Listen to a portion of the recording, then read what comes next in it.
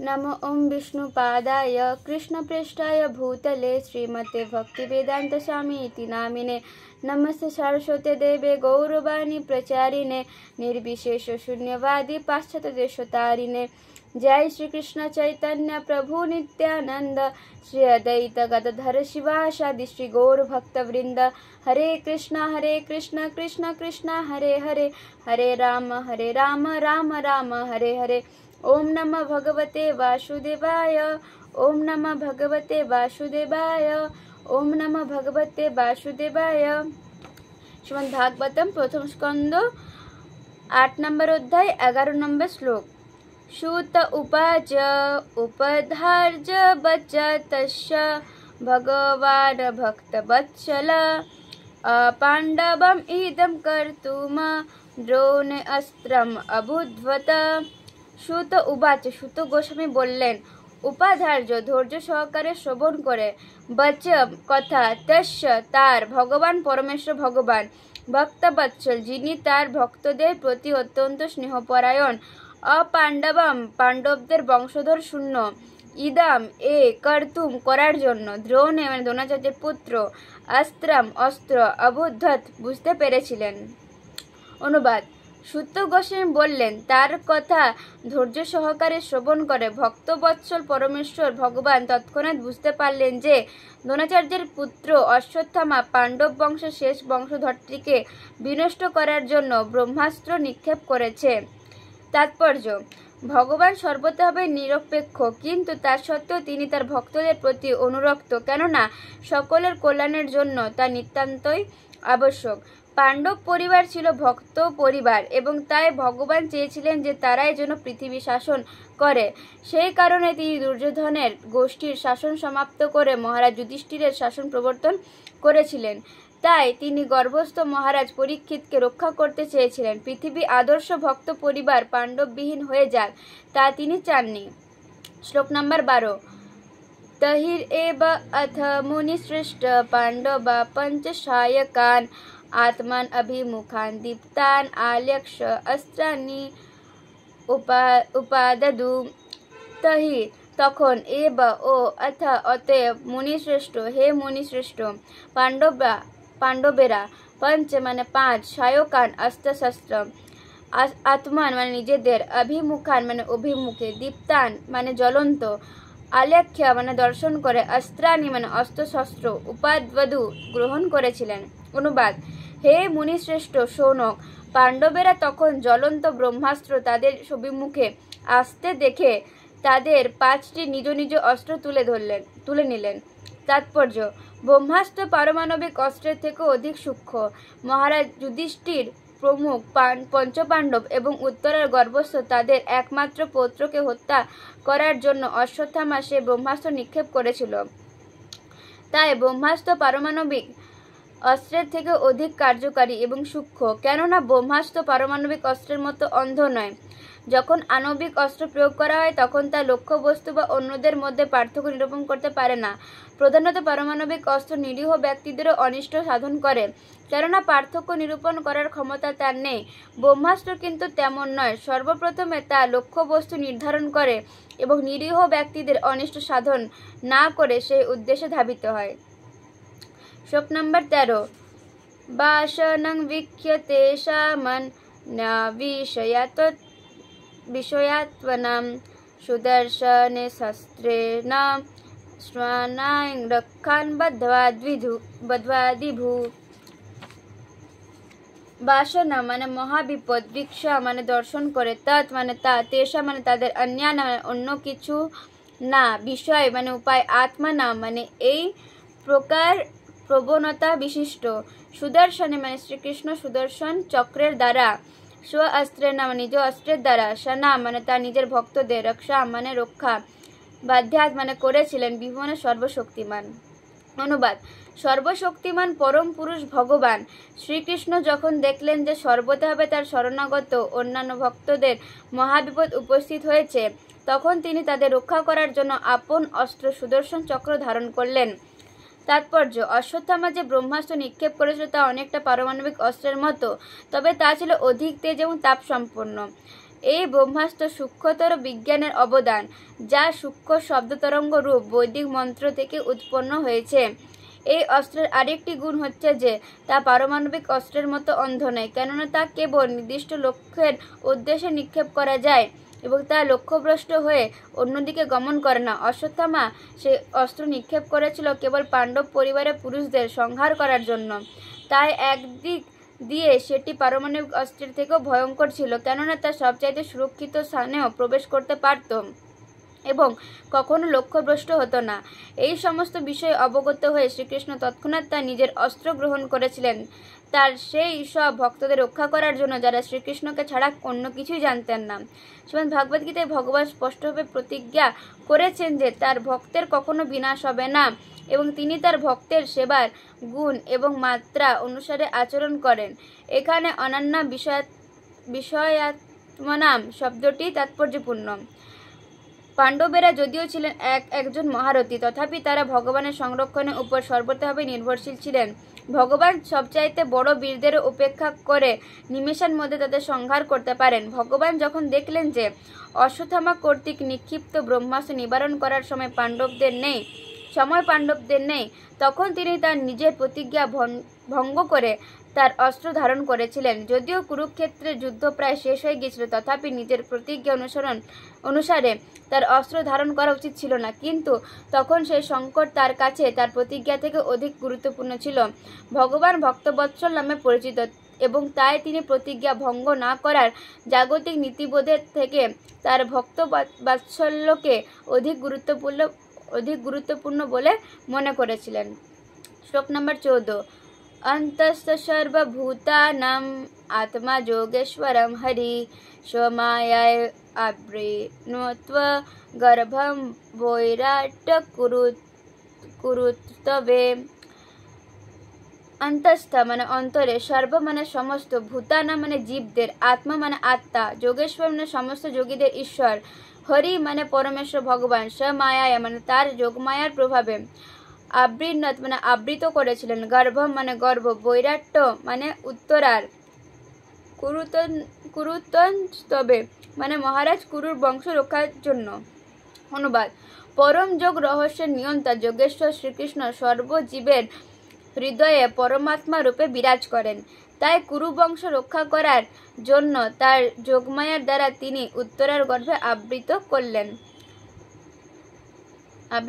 তাৎপর্য: পরম যোগেশ্বর ভগবান তার অংশ প্রকাশ পরমাত্মা রূপে প্রতিটি জীবের হৃদয়ে, এমনকি প্রতিটি পরমাণুর অভ্যন্তরে অবস্থান করতে পারেন।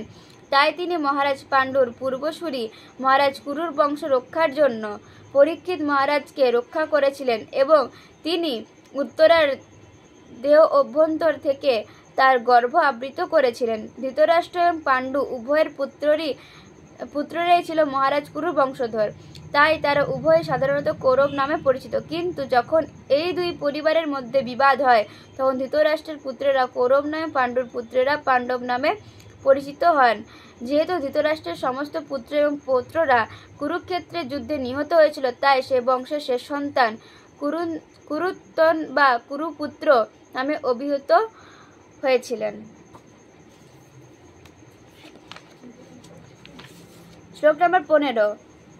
যদ্যপি অস্ত্রম ব্রহ্মশির তু অমঘম চ অপ্রতিত্রিয়ম বৈষ্ণবম তেজ আস্বাদ সমশ্রামত ভৃগু উদ্ধহ। যদ্যপি মানে যদিও, অস্ত্র মানে অস্ত্র, ব্রহ্মশির মানে ব্রহ্মাস্ত্র, তু মানে কিন্তু, অমঘোষ মানে অব্যর্থ, চ মানে এবং, অপ্রতিক্রিয়ম মানে অনিবার্য, বৈষ্ণবম মানে বিষ্ণু সম্বন্ধীয়, তেজ মানে শক্তি, আস্বাদ মানে প্রতিরুদ্ধ হওয়াতে, সমাসমাত মানে নিষ্ক্রিয় হয়েছিল, ভৃগু উদাহ মানে হে ভৃগু বংশের গৌরব। অনুবাদ: হে সৌনক, যদিও অশ্বত্থামা কর্তৃক নিক্ষিপ্ত ব্রহ্মাস্ত্র ছিল অব্যর্থ বা অনিবার্য, তথাপি শ্রীবিষ্ণু মানে শ্রীকৃষ্ণের তেজের দ্বারা প্রতিরুদ্ধ হওয়াতে তা সম্পূর্ণরূপে নিষ্ক্রিয় এবং ব্যর্থ হল। তাৎপর্য: শ্রীমদ্ ভগবদ গীতায় উল্লেখ করা হয়েছে যে ব্রহ্মজ্যোতি ভগবান শ্রীকৃষ্ণের উপর আশ্রিত। পক্ষান্তরে বলা যায় যে ব্রহ্মতেজ নামক জ্যোতি ভগবানের দেহ নির্গত রশ্মি ছটা ছাড়া আর কিছুই নয়। ঠিক যেমন সূর্যকিরণ হচ্ছে সূর্যমণ্ডলের রশ্মি ছটা। তাই এই ব্রহ্মাস্ত্র জড় বিচারে অপ্রতিরুদ্ধ হলেও পরমেশ্বর ভগবানের পরম শক্তির অতিক্রম করতে অক্ষম ছিল। অশ্বত্থামা কর্তৃক নিক্ষিপ্ত ব্রহ্মাস্ত্র শ্রীকৃষ্ণের স্বীয় শক্তি দ্বারা প্রতিহত হয়েছিল, অর্থাৎ তাকে অন্য কারোর সাহায্যে অপেক্ষা করতে হয়নি, কেননা তিনি হচ্ছেন পরম তত্ত্ব। শ্লোক নম্বর 16। মামংস্তাহি এতৎ আশ্চর্যম সর্ব আশ্চর্যময়ে অচ্যুতে য ইদ মায়ায় দেব সৃজতি আবতি হন্তি অজ।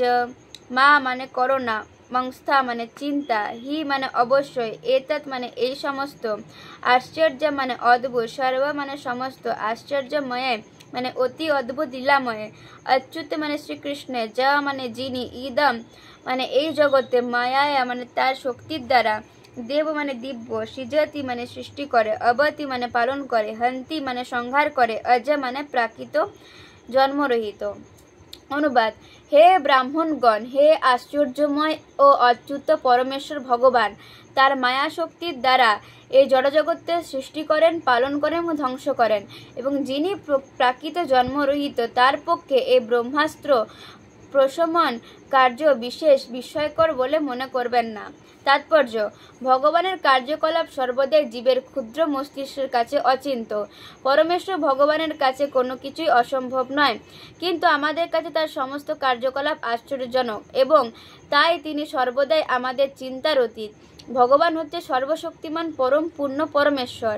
ভগবান সর্বতভাবে পূর্ণ, কিন্তু অন্য সকলে যথা নারায়ণ, ব্রহ্মা, শিব, দেবতাগণ এবং অন্য সমস্ত জীব বিভিন্ন মাত্রায় তার পূর্ণতার কেবল কিঞ্চিত অংশের অধিকারী। কেউই তার সমকক্ষ নন অথবা তার থেকে কেউ শ্রেষ্ঠ নন, তিনি অদ্বিতীয়। শ্লোক নম্বর 17। ব্রহ্ম তেজ বিনির্মুক্তে আত্মা যশঃ কৃষ্ণয়া প্রয়াণ অভিমুখম কৃষ্ণম ইদম আহ পৃথাসতি। ব্রহ্ম তেজ ব্রহ্মাস্ত্রের তেজ, বিনিমুক্তে রক্ষা লাভ করে, আত্মজয় মানে তার পুত্রগণ, সহ মানে সহ, কৃষ্ণয়া মানে দ্রৌপদী, প্রয়াণ মানে প্রস্থান, অভিমুখ মানে অভিমুখে, কৃষ্ণ মানে পরমেশ্বর শ্রীকৃষ্ণকে, ইদম মানে এই, আহা মানে বললেন, পৃথা মানে কুন্তি, সতী মানে ভগবান অনুরক্তা স্বাধীন। অনুবাদ: এইভাবে ব্রহ্মাস্ত্রের তেজ থেকে মুক্ত হয়ে কৃষ্ণ ভক্ত সাধ্বী কুন্তি তার পঞ্চপুত্র এবং দ্রৌপদী সহ একযোগে শ্রীকৃষ্ণ স্তব করতে লাগলেন। শ্রীকৃষ্ণ তখন দ্বারকার অভিমুখে গমনোদ্যত হলেন। তাৎপর্য: এখানে কুন্তি দেবীকে ভগবান শ্রীকৃষ্ণের প্রতি তার অনন্য ভক্তির জন্য সতী বলে বর্ণনা করা হয়েছে। এখন ভগবানের প্রতি তার নিম্নলিখিত প্রার্থনাটিতে তার মনোভাব ব্যক্ত হবে। ভগবানের ঐকান্তিক ভক্ত বিপদ থেকে উদ্ধার লাভের জন্য অন্য কোনো জীব অথবা দেবতার মুক্তিপেক্ষী হন না। সমস্ত পাণ্ডব পরিবারের মধ্যে এই বিশেষ বৈশিষ্ট্যটি সবসময় দেখা গেছে। তারা শ্রীকৃষ্ণকে ছাড়া অন্য কিছুই জানতেন না, এবং তাই ভগবানও সর্বদাই সর্ব অবস্থায় সর্বতভাবে তাদের সাহায্য করতে প্রস্তুত ছিলেন। সেটিই ভগবান দিব্য স্বভাব। তিনি ভক্তের নির্ভরতার প্রতিদান দেন। তাই অপূর্ণ জীব অথবা দেবতাদের সাহায্য প্রার্থনা না করে কেবল শ্রীকৃষ্ণের সাহায্যে প্রত্যাশা করা উচিত, যদি তার ভক্তদের রক্ষা করতে সক্ষম, যিনি তার ভক্তদের রক্ষা করতে সম্পূর্ণরূপে সক্ষম। এই প্রকার শুদ্ধ ভক্ত কখনো ভগবানের সাহায্য প্রার্থনা করে না, কিন্তু ভগবান স্বেচ্ছায় তাদের সহায়তা করার জন্য সর্বদাই উৎসুক থাকেন।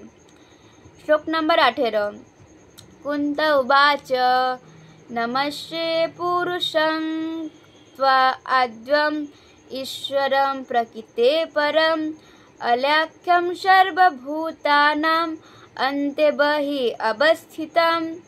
কুন্তি উবাচ, শ্রীমতী কুন্তি দেবী বললেন, নমস্য মানে আমি প্রণতি নিবেদন করি, পুরুষম মানে পরম পুরুষকে, ত্বা মানে তুমি, আদ্যা মানে আদি, ঈশ্বর মানে পরম নিয়ন্তা, প্রকৃতি মানে জড় প্রকৃতির, পরম মানে অতীত, অলক্ষম মানে অদৃশ্য, সর্ব মানে সমস্ত, ভূতান মানে জীবেদের, অন্ত মানে অন্তরে, বহির মানে বাহিরে, অবস্থিত মানে বিরাজমান। অনুবাদ: শ্রীমতী কুন্তি দেবী বললেন, হে কৃষ্ণ, আমি তোমাকে আমার সশ্রদ্ধ প্রণতি নিবেদন করি। কারণ তুমি আদি পুরুষ এবং জড় প্রকৃতির সমস্ত গুণের অতীত। তুমি সকলের অন্তরে ও বাহিরে অবস্থিত, তথাপি তোমাকে কেউই দেখতে পায় না। তাৎপর্য: শ্রীমতী কুন্তী দেবী ভালোভাবে জানতেন যে শ্রীকৃষ্ণ যদিও তার ভ্রাতৃপুত্র রূপে লীলাবিলাস করছেন, তথাপি তিনি হচ্ছেন আদি পরম আদি পুরুষ ভগবান। এই প্রকার জ্ঞানের আলোকে উদ্ভাসিত রমণী কখনো তার ভ্রাতৃপুত্রকে প্রণাম করে ভুল করতে পারেন না। তাই তিনি তাকে প্রকৃতির অতীত আদি পুরুষ বলে সম্বোধন করেছেন। যদিও জীবেরাও প্রকৃতির অতীত, কিন্তু তারা আদি পুরুষ বা অচ্যুত নন। জীবেরা জড়া প্রকৃতির বন্ধনে আবদ্ধ হয়ে অধঃপতিত হতে পারে, কিন্তু ভগবান কখনোই তেমন নন। তাই বেদে তাকে সমস্ত জীবের মধ্যে প্রধান বলে বর্ণনা করা হয়েছে। নিত্যানাং চেতনশ্চেতনানাম। তারপর তাকে আবার ঈশ্বর বা পরম নিয়ন্তা বলে সম্বোধন করা হয়েছে। জীবেরা অথবা চন্দ্র, সূর্য আদি দেবতারা কিছু পরিমাণে ঈশ্বর, কিন্তু তাদের কেউ পরমেশ্বর বা পরম নিয়ন্তা নন। তিনি হচ্ছেন পরমেশ্বর বা পরমাত্মা। তিনি অন্তরে এবং বাইরে উভয় ক্ষেত্রে বিরাজমান। যদিও তিনি শ্রীমতী কুন্তী দেবীর সম্মুখে তার ভ্রাতৃপুত্ররূপে উপস্থিত ছিলেন, একই সঙ্গে তিনি তার অন্তরে এবং অন্য সকলের অন্তরে বিরাজমান ছিলেন। শ্রীমদ্ ভাগবত গীতায় 15 নম্বর অধ্যায় 15 নম্বর শ্লোকে ভগবান বলেছেন, আমি সকলের হৃদয়ে বিরাজ করছি এবং কেবল আমারই প্রভাবে স্মৃতি, বিস্মৃতি এবং জ্ঞান ইত্যাদি প্রকাশ হয়। সমস্ত বেদের মাধ্যমে আমাকে জানা যায়, কেননা আমি হচ্ছি বেদের প্রণেতা এবং বেদান্ত বেত্তা। কুন্তী দেবী প্রতিপন্ন করেছেন যে ভগবান যদিও সমস্ত জীবের অন্তরে এবং বাইরে রয়েছেন, তথাপি তিনি অদৃশ্য। তাই বলা যায় যে ভগবান সাধারণত মানুষের কাছে একটি ধাঁধার মতো। কুন্তী দেবী ব্যক্তিগতভাবে অনুভব করেছিলেন যে শ্রীকৃষ্ণ যদিও তার সম্মুখে উপস্থিত ছিলেন, তথাপি তিনি উত্তরার গর্ভে প্রবেশ করে অশ্বত্থামার ব্রহ্মাস্ত্রের আক্রমণ থেকে তার ভ্রূণ রক্ষা করেছিলেন। শ্রীকৃষ্ণ সর্বব্যাপ্ত না এক স্থানে স্থিত, সে কথা ভাবে কুন্তী দেবী নিজ বিস্ময়ে হতবাক হয়েছিলেন। প্রকৃতপক্ষে তিনি উভয়, কিন্তু যারা তার শরণাগত হয় তাদের কাছে নিজেকে প্রকাশ না করার অধিকার তিনি বজায় রাখেন, কিন্তু যারা তার শরণাগত নয় তাদের কাছে নিজেকে প্রকাশ না করার অধিকার তিনি বজায় রাখেন। এইভাবে তাকে আচ্ছাদিত করে রাখে যে যবনিকা, তাকে ভগবানের মায়াশক্তি বলা হয় এবং এটি বিদ্রোহী আত্মদের সীমিত দৃষ্টিশক্তিকে নিয়ন্ত্রণ করে। তা নিম্নলিখিত শ্লোকে বিশ্লেষণ করা হয়েছে। শ্লোক নম্বর 19। মায়া যবনিকা আচ্ছন্নম অজ্ঞা অদক্ষজম অব্যয়ম ন লক্ষ্যসে মূঢ়দৃশ্যা নট নট্যাধর যথা।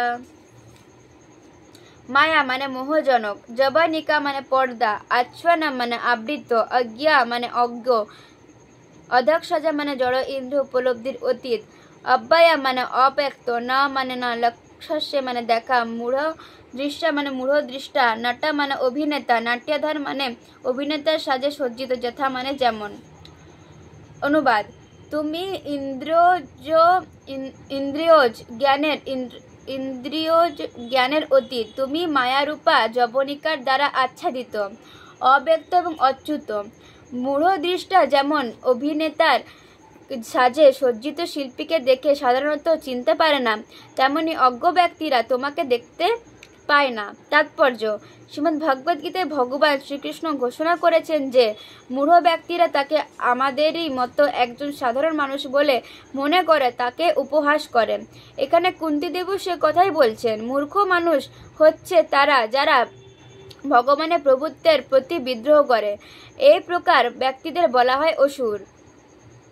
অসুরেরা ভগবানের কর্তৃক মানতে চায় না। ভগবান স্বয়ং যখন আমাদের সম্মুখে রাম, নরসিংহ, বরাহ অথবা তার কৃষ্ণ স্বরূপে আবির্ভূত হন, তখন তিনি বহু আশ্চর্যজনক কার্য সম্পাদন করেন যা মানুষের পক্ষে অসম্ভব। এই মহান গ্রন্থের 10ম স্কন্ধে আমরা দেখতে পাব যে শ্রীকৃষ্ণ যখন তার মায়ের কোলে ছিলেন তখন থেকে তিনি মানুষের পক্ষে অসম্ভব সমস্ত কার্যকলাপ প্রদর্শন করেছিলেন। পুতনা রাক্ষসী যদিও তার স্তনে বিষ মাখিয়ে ভগবানকে হত্যা করতে এসেছিলেন, কিন্তু সেই পুতনাকে তিনি সংহার করেছিলেন। এটি সাধারণ শিশুর মতো তিনি তার স্তন পান করার মাধ্যমে তার প্রাণবায়ু শুষে নিয়েছিলেন। তেমনি একটি বালক যেমন অনায়াসে একটি ব্যাঙের ছাতা তুলে ধরে, ঠিক সেইভাবে তিনি গোবর্ধন পর্বত ধারণ করেছিলেন এবং বৃন্দাবনের অধিবাসীদের রক্ষা করার জন্য তিনি কয়েকদিন ধরে সেটি সেইভাবেই ধারণ করেছিলেন। এইগুলি পুরাণ, ইতিহাস, উপনিষদ আদি প্রামাণিক বৈদিক শাস্ত্রে বর্ণিত ভগবানের অলৌকিক কার্যকলাপের কয়েকটি বর্ণনা।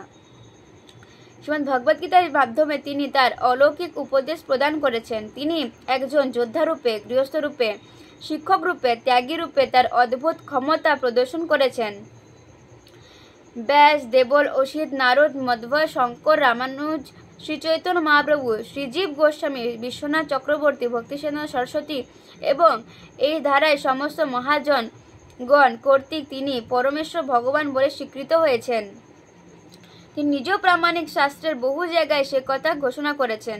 কিন্তু তা সত্ত্বেও এক শ্রেণীর আসরিক মনোভাবাপন্ন মানুষ রয়েছে যারা সর্বদাই ভগবানকে পরম সত্য বলে স্বীকার না করে বদ্ধপরিকর। তার একটি কারণ হচ্ছে তাদের জ্ঞানের অভাব এবং অন্য কারণটি হচ্ছে তাদের পূর্বকৃত এবং বর্তমান দুষ্কর্মের ফলস্বরূপ অদ্যাম জেদ। শ্রীকৃষ্ণ যখন তাদের সম্মুখে উপস্থিত ছিলেন তখনও তারা তাকে ভগবান বলে চিনতে পারেননি। আরেকটি অসুবিধা হচ্ছে যে যারা তাদের ভ্রান্ত ইন্দ্রিয়ের উপর অধিক নির্ভরশীল তারা কখনোই তাকে পরমেশ্বর ভগবান বলে জানতে পারে না। এই প্রকার মানুষেরা আধুনিক বৈজ্ঞানিকদের মতো তারা সবকিছু তাদের গবেষণা ভিত্তিক জ্ঞানের মাধ্যমে জানতে চায়, কিন্তু ভ্রান্ত গবেষণা লব্ধ জ্ঞানের দ্বারা পরমেশ্বর ভগবানকে জানা কখনোই সম্ভব নয়। তাকে এখানে অদক্ষজ বলে বর্ণনা করা হয়েছে, অর্থাৎ তিনি ইন্দ্রিয়ের অভিজ্ঞতা লব্ধ জ্ঞানের অতীত। আমাদের সব কয়েকটি ইন্দ্রিয়ই ভ্রান্ত। আমরা সবকিছু দেখার দাবি করি, কিন্তু তা সত্ত্বেও আমাদের স্বীকার করতেই হবে যে আমাদের এই দর্শন কতকগুলি জাগতিক অবস্থার অধীন, যা আমাদের নিয়ন্ত্রণের অতীত। বদ্ধজীবীদের, বিশেষ করে একজন অল্প বুদ্ধি সম্পন্ন স্ত্রীলোকের এই অক্ষমতা কুন্তীদেবী স্বীকার করেছেন। অল্প বুদ্ধি সম্পন্ন মানুষদের জন্য তাই মন্দির, মসজিদ অথবা গির্জার অবশ্য প্রয়োজন, যাতে তারা পরমেশ্বর ভগবানকে জানতে পারে এবং এই প্রকার পবিত্র স্থানে তত্ত্বজ্ঞ ব্যক্তিদের কাছে তার সম্বন্ধে শ্রবণ করতে পারে। অল্প বুদ্ধি সম্পন্ন মানুষদের জন্য পারমার্থিক জীবনের শুরুতে এটি অত্যন্ত আবশ্যক। মূর্খ মানুষেরাই কেবল ভগবানের আরাধনার এই সমস্ত স্থানগুলি প্রতিষ্ঠা করার বিরোধিতা করে, যেগুলি জনসাধারণের পারমার্থিক উন্নতি সাধনের জন্য অত্যন্ত প্রয়োজন। উন্নত ভক্তের পক্ষে সক্রিয় সেবার মাধ্যমে তার ধ্যান করার মতে অল্প বুদ্ধি সম্পন্ন মানুষদের পক্ষে মন্দির, মসজিদ অথবা গির্জায় ভগবানের সম্মুখে ভগবানের প্রভুত্ব স্বীকার করে মস্তক অবনত করা সমান মঙ্গলজনক। জয় শ্রীমদ্ ভাগবতম কি জয়, শ্রীল প্রভুপাদ কি জয়।